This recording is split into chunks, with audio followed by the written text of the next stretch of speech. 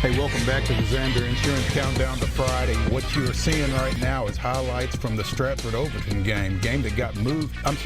Stratford-Goodpasture game that got moved to Goodpasture. Was supposed to be Stratford's home game. Stratford wound up winning it despite that big play right there. 15-14 on that run by Terrell Carter late in the game, and that extra point by Muhammad Madej. 15-14 Stratford final keeps the Spartans undefeated at 8-0. I'm Maurice Patton. This is Brett who? Brett Hopkins. B-Hop. B-Hop. And Chris Sanders, a couple of former Titans teammates. And Chris, I wanted to ask you, coming back, we talked about NBA, we talked about Brentwood Academy. Do you get to see many other guys outside of D2AA? I mean, there's so much talent around here these days. When you're watching film, that kind of thing, who do you like? I mean, I hate to say this, but I mean, like Brentwood Academy, I mean, they got a lot of athletes. I mean, they got guys on the perimeter, they got quarterbacks, but I really like to watch that team. If I'm not playing, I really like to watch them. Does that have anything to do with CJ having? No, it's not. I mean, they just have so much talent and so much, you know, experienced guys out there. I mean, you like to watch them, just like I watch film on them, and they played a couple of teams. I mean, they're an explosive team, you know. I like to watch the quarterback, and you know, they got some good players. You watch the receivers in particular? Yes, yeah, that's exactly. What did you say, Courtney? Marty Uverards on line one? Sorry, I just put it down. So hold on a second. Now I'm going to ask you something. I'm going to put you on the spot here on the show. Are you really the swim coach? Well, man, you can't tell that. I was a swim, when I retired, I was a swim coach, and I didn't know how to swim. But I believed you when you said that. Someone looked at me when I said that. No, I was a swim coach, and I had the best time of my life. Really? Because it taught me how to hone in on my coaching skills. So I didn't focus on couldn't swim. Mentoring. Right. Yeah, mentoring, because they were all girls and one guy. So you're dealing with emotions, you deal with attitude, all this stuff. But if collectively, if you can get everybody come together, you can really do some things. There was one girl that was.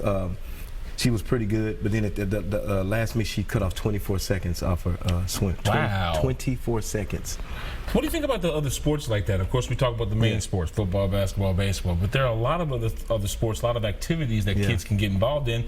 Obviously, swimming being one of them. Is that a different type of athlete? Why you picking on me like that? I'm not picking on you like because this swimming. See, why you pointing at me? He could have been a swim coach. No, I couldn't. Well, I think Mo knows how to swim, but either way. So, how long did you coach swimming? I coached it a year. It was one and done. And were you ever motivated to learn to swim during that? Nah. First of all, number one, I can't swim. I mean, they have floaties and all that stuff. But you might get in the lake and there might be an alligator that's been growing for like 25 years and decided, I'm hungry.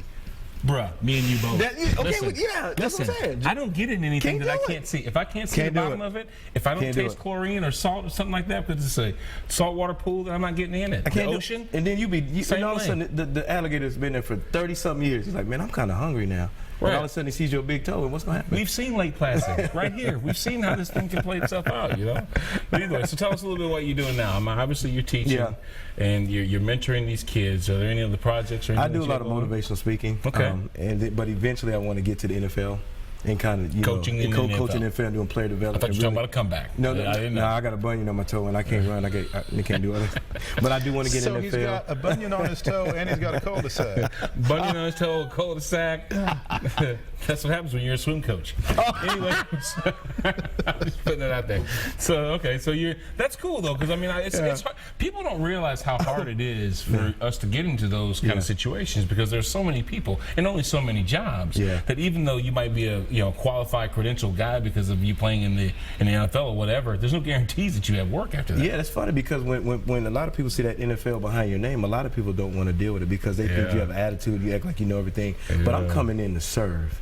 You know, I want to help these guys run great routes, but also be great men. And all I'm going to want to do is tell them all the mistakes that I made, because I made a lot of mistakes, man. I made a ton of mistakes, and I want to teach them how to be great men. But on top of that, I love to coach the craft of being a wide receiver.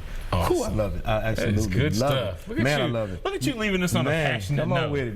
Come on. That's going to do it for another edition of the Zander Insurance Countdown to Friday. I'm sorry, we're done, Chris. I was going to say one more word.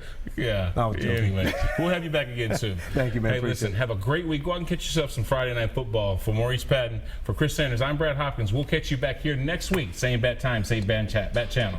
We'll catch you next week. 2 and 2.